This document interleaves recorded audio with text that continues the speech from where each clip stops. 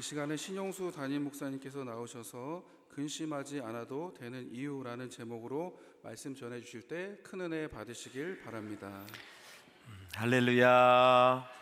여러분 모두를 주의 이름으로 축복합니다. 우리 옆 사람과 기쁘게 인사 나누겠습니다. 당신은 사랑받기에 태어나셨습니다. 오늘도 하나님의 음성을 들읍시다. 오스카 와일드가 쓴 그날 이후라는 책에 보면은 이런 말이 있어요. 은혜를 받는 것보다 받은 은혜를 지키는 것이 더 중요하다는 사실을 강조하고 있어요. 물론 은혜를 받아놔야 지키는 것이죠. 하도 사람들이 하나님이 주신 은혜를 아주 깜빡깜빡하고 잊어버리니까 그렇게 강조를 하고 있습니다. 이 책에 보면 이제 어느 날 예수님은 자신에게 치유받은 사람들이 어떻게 사는지 궁금해서 그들을 찾아갔습니다. 그들은 모두 은혜를 받았지만 은혜를 잊어버린 채 살고 있었습니다.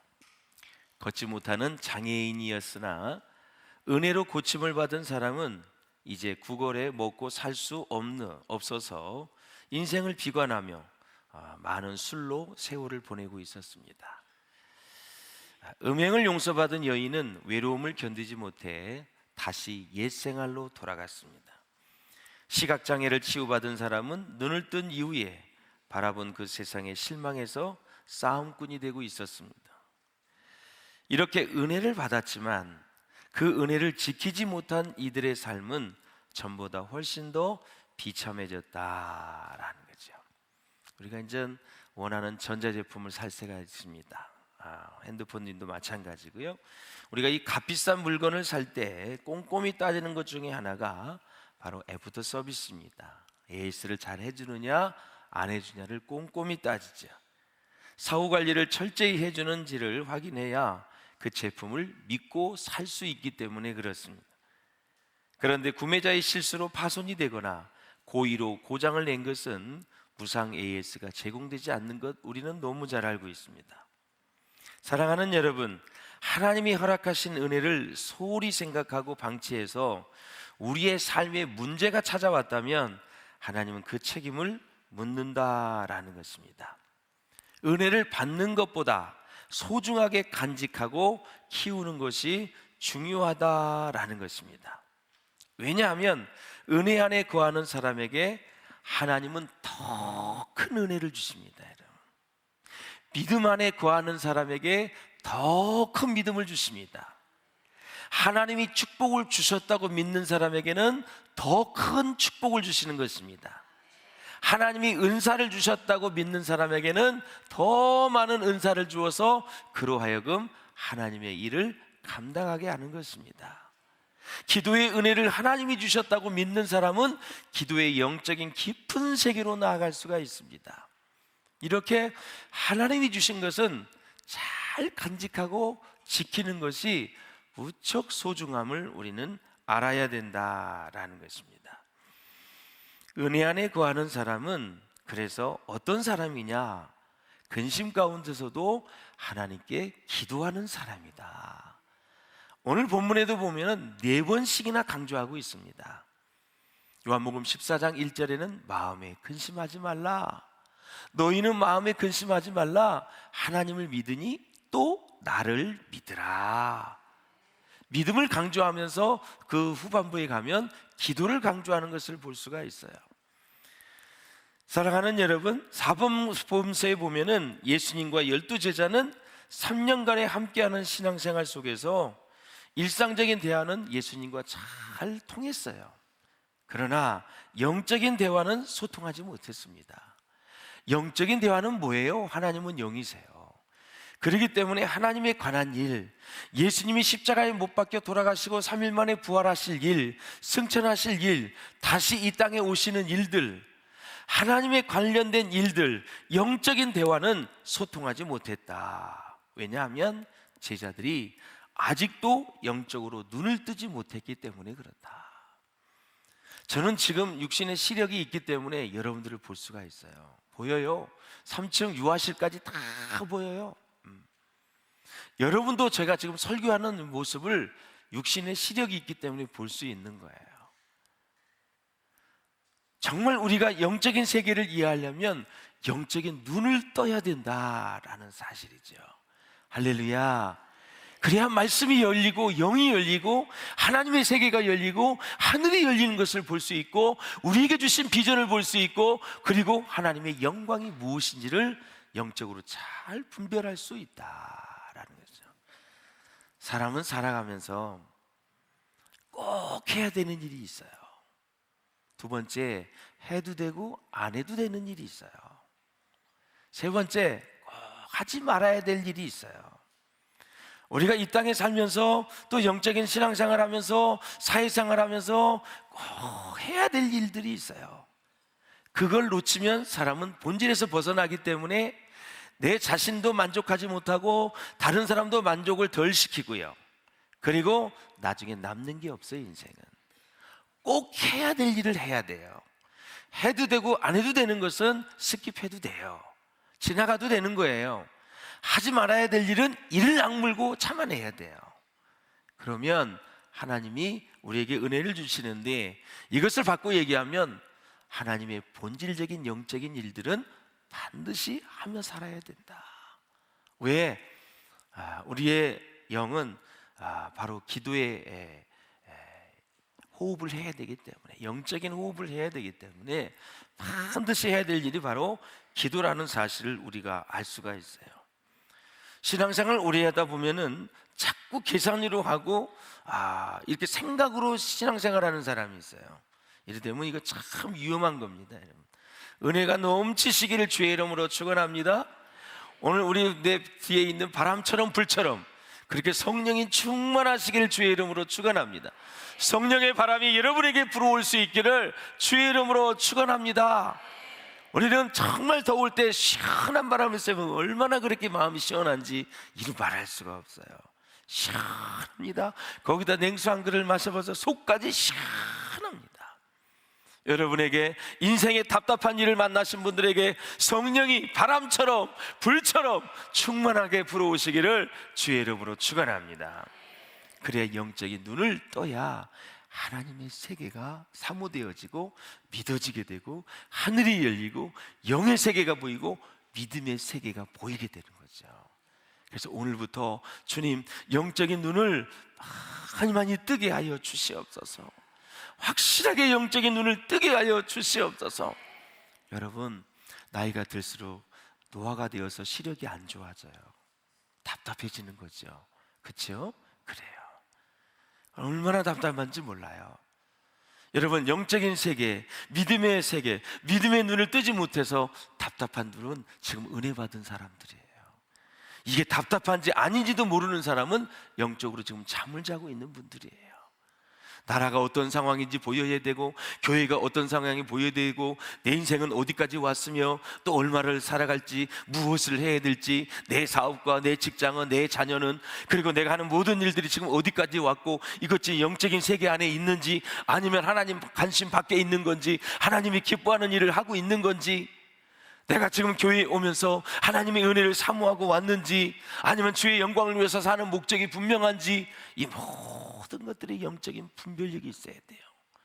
하나님의 때를 분별할 줄 아는 사람 그리고 하나님 앞에 나아가 있을 때 하나님 주신 은혜를 기대하며 날마다 주님의 은혜로만 하나님 한 분만으로 만족해야 할 수 있는 그런 사람 이런 사람들은 다 영적인 눈이 띄어진 사람들이에요. 할렐루야. 그렇습니다.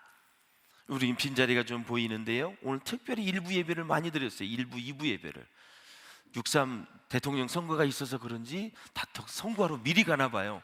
그래서 1부 예배 많이 드리고 2부도 많이 드렸더라고요. 사랑하는 여러분, 빈자리를 보면 영적인 눈이 뜬 이 사람은 어떻게 생각해요? 내가 채워야지. 튀었구나. 내가 채워야지.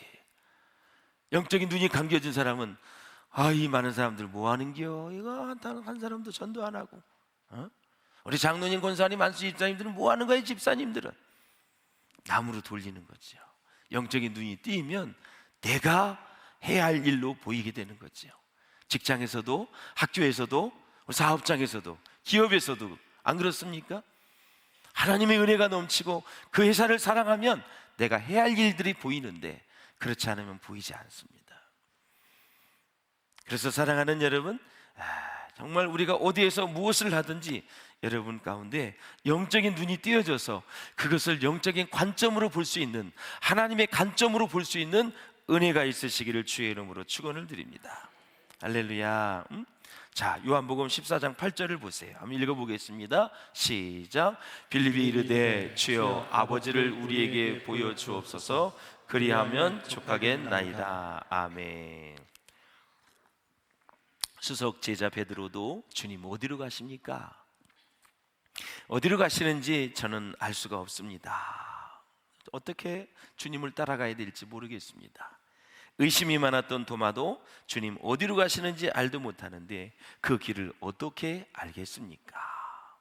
세 번째, 빌립이 나타나서 예수님께 다른 사항을 요구하지요. 주님, 하나님을 우리에게 보여주시옵소서. 굉장히 중요한 질문입니다. 하나님을 보여달라고 얘기를 하는 것입니다. 예수님이 자꾸 떠난다고 하니까 그들이 승천을 경험해 봤어요. 십자가에 못 박힌 걸 경험해 봤어요. 아무리 영적인 얘기를 해도 눈이 띄어지지 않았기 때문에, 성령이 충만하게 임재하지 않았기 때문에 이해를 못하는 거예요. 그러니까 당신이 떠나가면 누가 우리를 책임질 것인가? 하나님을 좀 보여달라. 결국 사실 3년 동안 제자들은 얼마나 행복했어요. 공생의 3년 동안 있는 동안 계속 날마다 기적을 봤어요. 눈먼 소경의 눈을 뜨게 해주시고, 말 못하는 벙어리의 입을 열게 해주시고, 귀를 탁 기멍어리 귀를 열어주시고, 중풍병의 문둥병자도 다 내 믿음대로 될지어다, 내 믿음대로 될지어다, 네가 죄사함을 받았느니라 하면서 다 질병을 고쳐주셨어요. 38년 동안 누워있던 환자를 다 일으켜 세워주시고, 18년 동안 혈류병 앓던 혈류병 여인도 다 치료해 주시고, 3일 동안 죽었던 나사로도 살려주셨어요. 그러니 이 제자들이 얼마나 기분이 좋았겠습니까? 감기 하나만 나도 얼마나 기분이 좋은데, 암병을 치료받아도 얼마나 여러분 소망이 생기는데, 매일매일 예수님을 통해서 기적을 보는 거죠. 먹을 것이 없으면 500리의 기적을 통해서 2만 명이 넘는 사람을 다 먹이시고, 바닷가에서 베드로를 걷게 하시고, 풍랑을 만나면 풍랑아 잠잠하라. 자연을 만드신 분이 자연을 다스리는 것, 그것을 하나님께서 다 보여주시지 않았습니까, 여러분? 그 얼마나 신바람이 났겠어요, 여러분? 죽을 병에 걸린 사람들 다 다윗의 자손이여 예수여 나를 불쌍히 여겨주시옵소서. 오기만 하면 내 믿음대로 될지어다, 내가 고침을 받을지어다. 인생의 모든 문제를 해결해 주니까 제자들은 힘이 났어요. 내일은 누구를 만나서 어떤 일을 행하실까? 근데 그 주님이 떠난대요. 떠나버린대. 그러니까 하나님을 보여달라고 얘기하는 거죠. 자, 14장 우리 7절에서 8절 한번 읽어보실까요? 시작. 너희가 나를 알았더라면 내 아버지도 알았으리로다. 이제부터는 너희가 그를 알았고 또 보았느니라. 아멘. 그러면서 빌립이 이르되 주여 아버지를 우리에게 보여달라 그랬는데 그러면 족하겠나이다, 여한이 없겠다라는 그 얘기예요. 한결같이 빌립도 베드로와 도마처럼 어리석은 질문을 하고 있어요. 이렇게 영적으로 어둡고 깨어있지 못한 제자들의 질문에 예수님은요 놀라운 축복의 말씀으로 그들을 안아주셔요. 9절을 한번 읽어보실까요? 14장 9절 시작. 예수께서 이르시되 빌립아 내가 이렇게 오래 너희와 함께 있으되 내가 나를 알지 못하느냐? 나를 본 자는 아버지를 보았거늘 어찌하여 아버지를 보이라 하느냐 그랬습니다. 하나님을 어떻게 본다는 것입니까, 여러분? 하나님, 참 놀라운 말씀이지요. 나를 본 자는 아버지를 보았느니라. 이야, 얼마나 놀라운 선언입니까? 어느 종교가 여러분 하나님이라고 얘기하는 종교가 어디 있습니까? 다 사람이 만들어서 죽은 거지요. 좋은 교훈은 남겨줬지만 죽은 자를 살리는 사건은 없지 않습니까, 여러분? 불교에서 마호메트에서 이슬람에서 공자니 수많은 성인들이 있지만 죽은 자를 살리신 분이 누가 있습니까, 여러분? 없지 않습니까? 어떻게 하나님을 본다는 것인가? 사랑하는 여러분, 예수님의 말씀을 듣고 은혜를 받는 것이 바로 하나님을 보는 것입니다, 여러분. 말씀을 귀로 들어요. 예. 귀로 들어요. 예. 자꾸 말씀을 들어야 돼요. 예. 우리가 하나님을 보는 것은 이 눈으로 보는 것이 육신의 눈으로 보는 게 아니에요. 우리는 귀로 하나님의 말씀을 들어요. 그것이 깨달아지고 은혜가 되어지고 사물의 원리와 그리고 인생의 원리가 또 우리가 어디서 왔고 무엇을 하다가 어디로 가고 영혼의 세계는 어떤지 이런 것들이 하나씩 하나씩 깨달아질 때 그때 하나님을 본 것입니다. 그래서 이 듣는 귀가 중요한 거예요. 다시 말씀드리자면 하나님의 말씀을 듣고 은혜를 받는 것이 하나님을 보는 것입니다. 그러면 은혜를 받으면 어떻게 될까? 하나님을 보게 되면 어떻게 됩니까? 여러분의 얼굴에서 하나님의 영광이 빛이 납니다. 모든 미신과 두려움은 다 사라지고 근심은 떠나가게 되고 믿음으로 충만하게 되어지는 거예요. 그러니까 은혜 받고 나간 얼굴은 얼굴에서 광채가 납니다.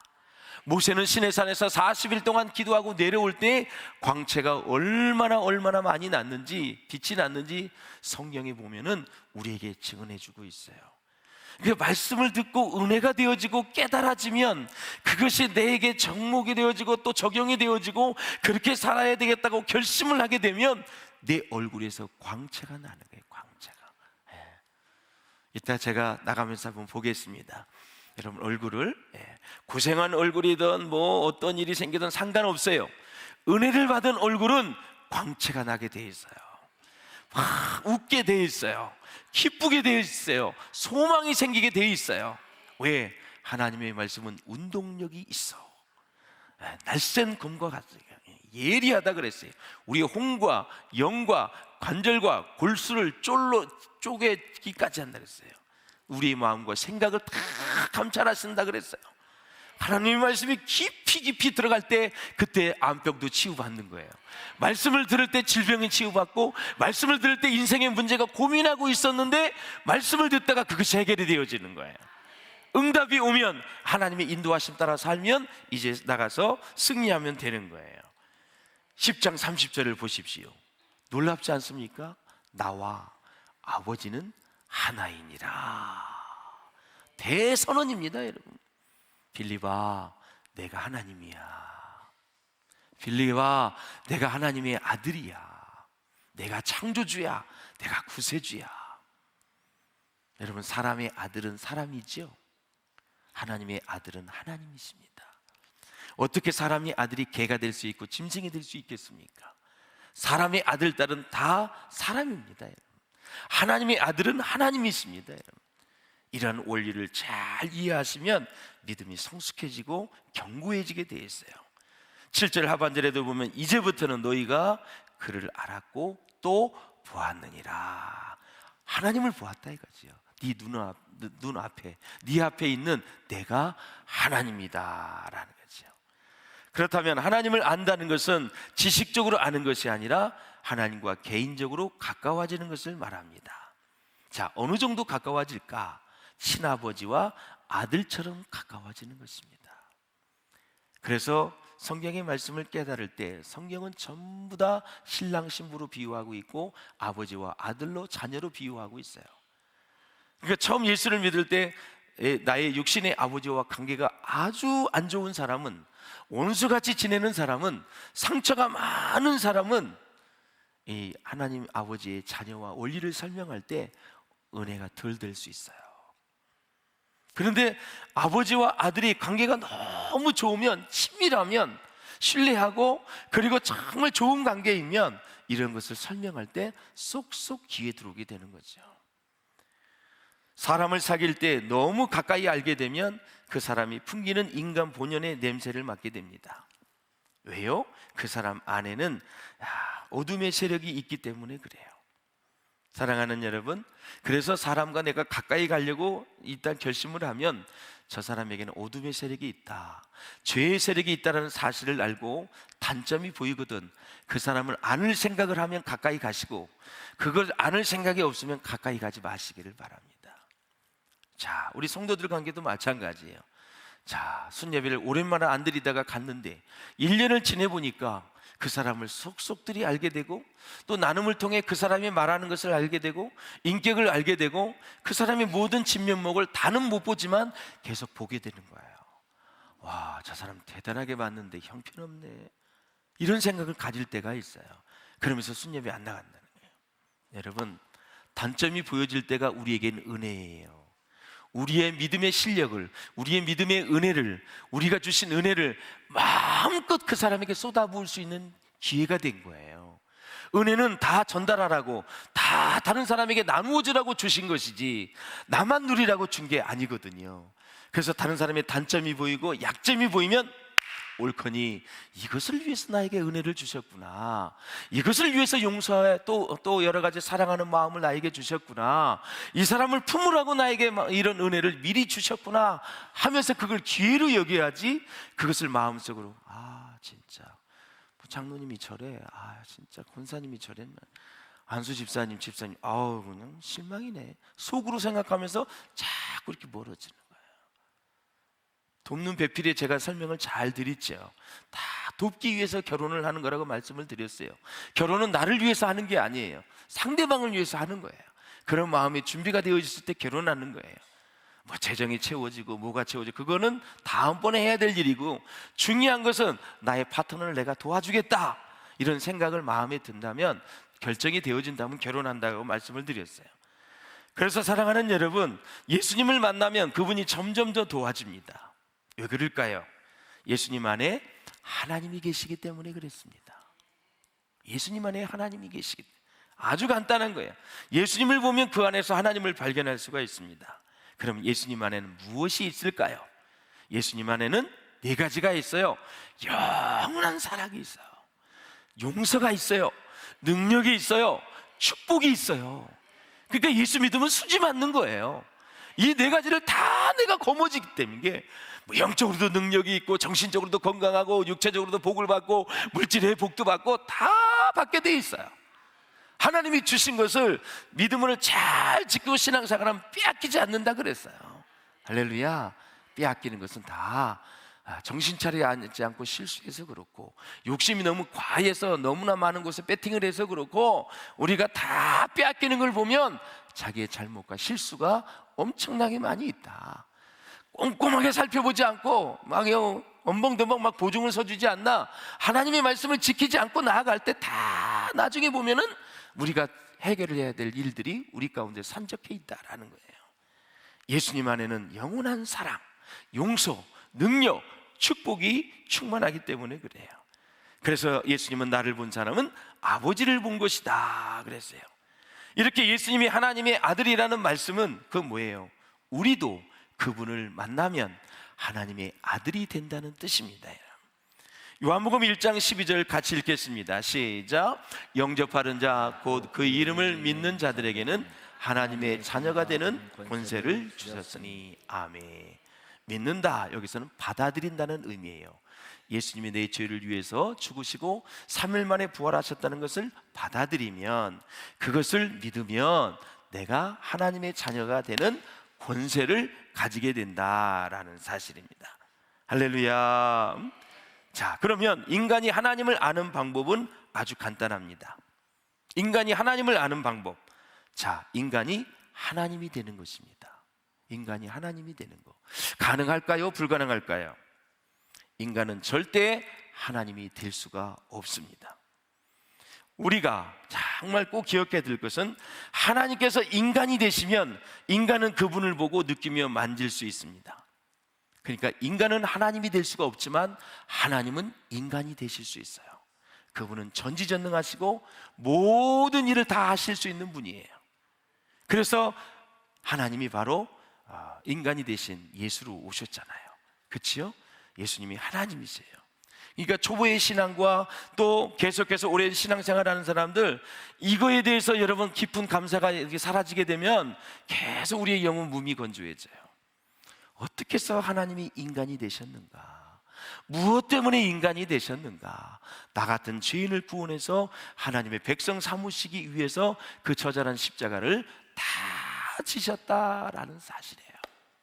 할렐루야.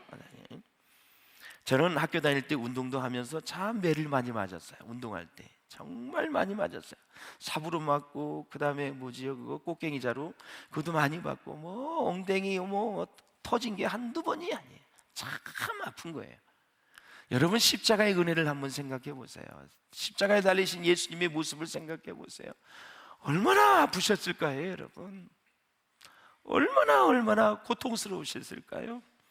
지난주에는 십자가의 이 사랑을 생각하면서 한없이 울었어요.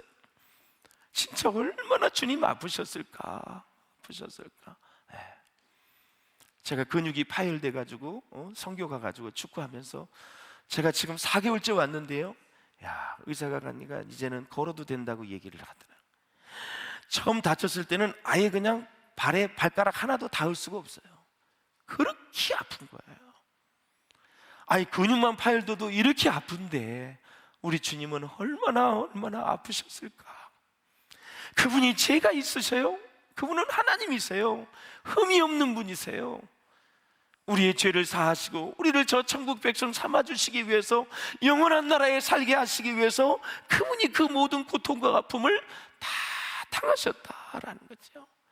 그가 채찍에 맞음으로 우리가 나음을 입었노라 그랬습니다. 채찍에 맞았기 때문에 우리가 질병이 치유되는 거예요. 마음이 치유되는 거예요. 영이 소생하게 되는 거예요. 그분이 그렇게 당하셨기 때문에, 그분이 죄값을 다 지불해 주신 거예요. 우리가 치러야 될 그 죄값을 그분이 다 지불해서 완불해 주신 거예요. 하나님이 공의의 하나님이기 때문에 그렇게 죽으신 예수님을 보시고 우리의 죄값을 다 용서해 주신 거예요. 그러니까 예수님이 하신 일, 그것만 우리가 믿기만 하면, 받아들이기만 하면 우리는 하나님의 자녀가 되는 권세를 가질 수 있다라는 거예요. 할렐루야. 그래서 우리는 온 세상을 구원해서 영원한 하나님의 나라로 바꾸는 일을 위해 하나님으로부터 부름을 받은 사람들이다. 우리는 이 일이 우리의 생명을 걸 만큼 가치가 있다는 것을 너무나 잘 알고 있습니다.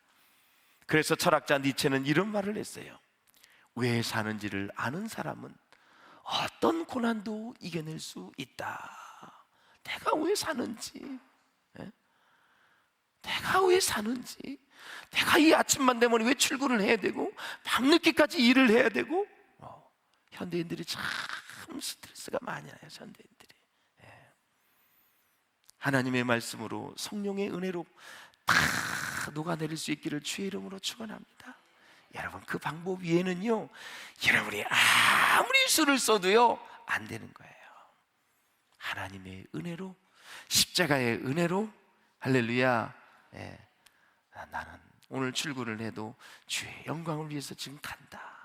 하나님의 영광을 위해서 출근한다. 그런 마음을 가지고 여러분의 발걸음이 힘차시기를 주의 이름으로 축원합니다. 이 걸음이 어느 책에 보니까 이렇게, 오늘 일하기 싫은데, 내일 모레 또 이제 선거인데, 내일은 하루 쉬면 2박 3일 쉴 텐데, 이렇게 일을 피하고 하려면요, 이 정신뇌 자체가 그렇게 가기 때문에 무척 피곤하다 그러는 거예요. 하루를 또 6월 6일도 또 쉬는 거야? 그래, 열심히 해야지. 노는 날이 너무 많아. 아니야, 이제 일을 해야 돼.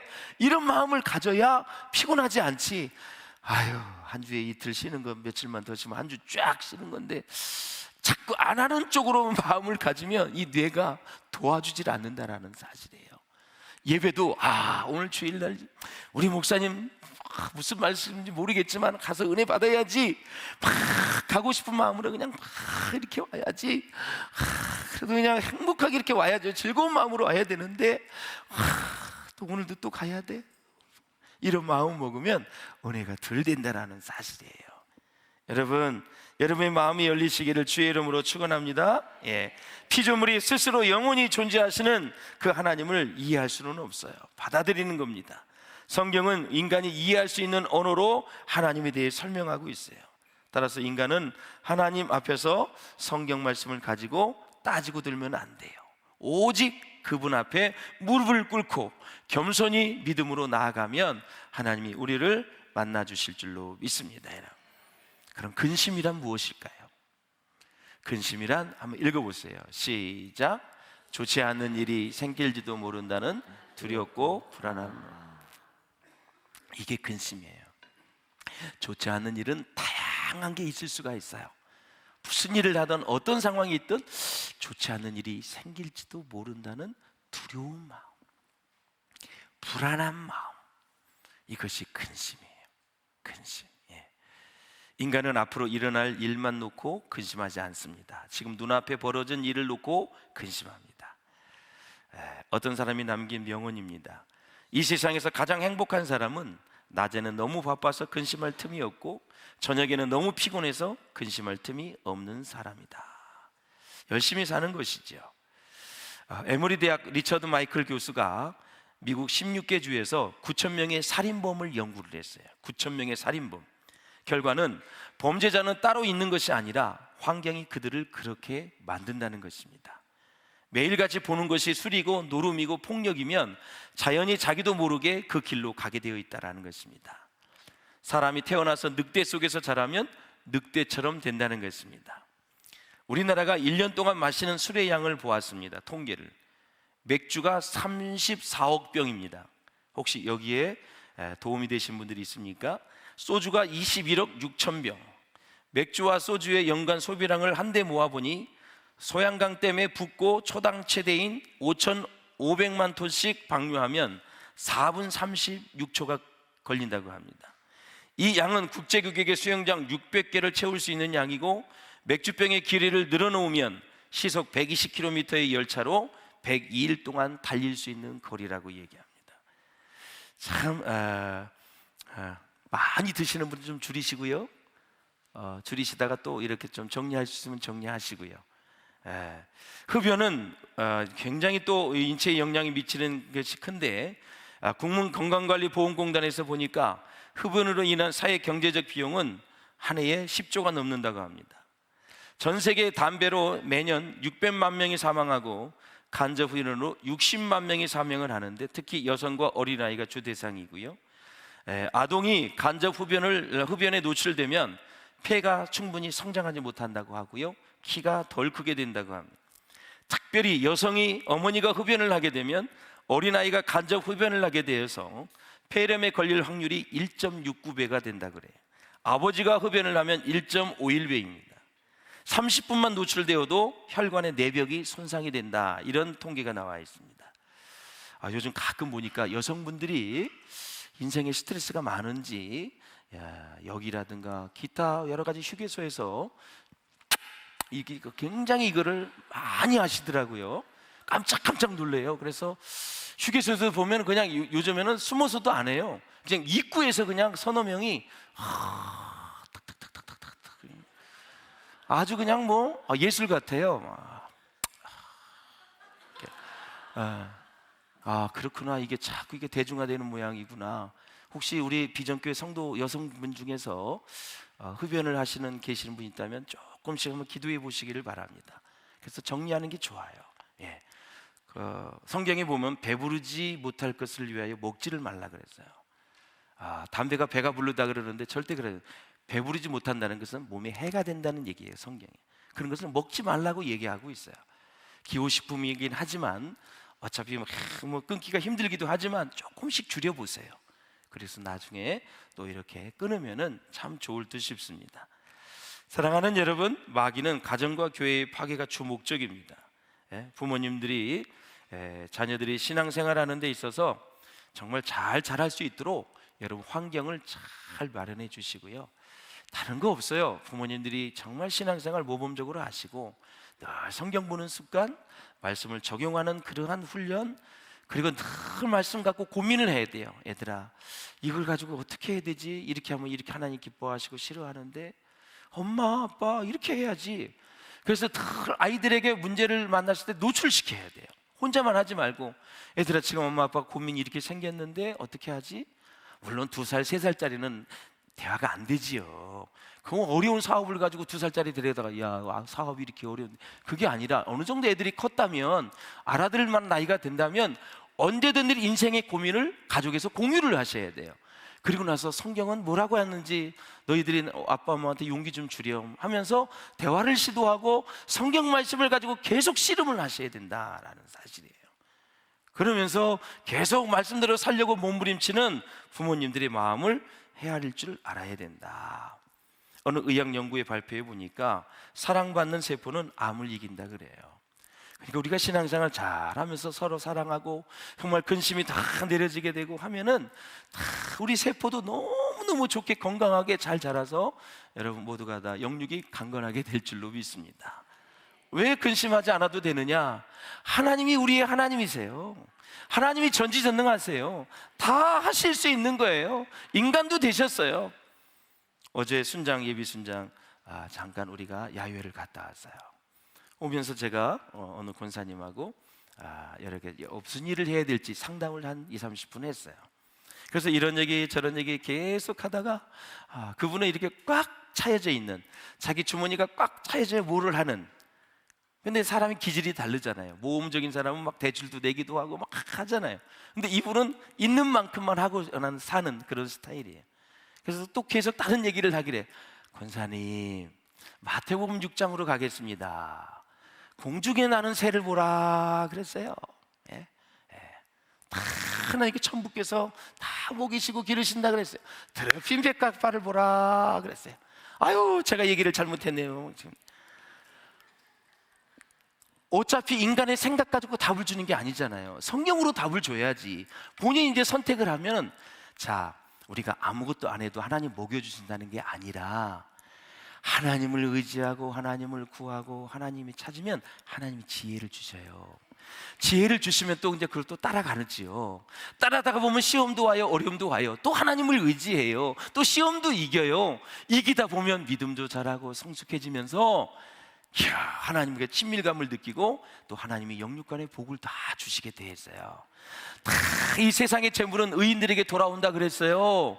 악인들이 아무리 재물이 많아도 다 의인들을 위해서 예비된 것이라고 그랬어요. 그러니까 우리가 하나님의 자녀라면 하나님을 의지하는 마음을 가지고 그렇게 살아가시다 보면은 다 형통하게 되어 있다라는 사실이에요. 할렐루야. 그러므로 여러분 염려하지 마시고 끝까지 말씀을 따라 승리하는 우리 모두가 될 수 있기를 주의 이름으로 축원을 드립니다. 여러분, 그래서 오늘 본문에 근심을 덜라면 예수님은 기도하라고 4번이랑 권면했다는 사실을 잊지 마시고 크고 작은 일들을 주님 앞에 기도하면서 승리하시는 우리 모두가 될 수 있기를 주의 이름으로 축원합니다. 기도하시겠습니다. 우리 함께 기도하실 때 주여, 우리는 살아가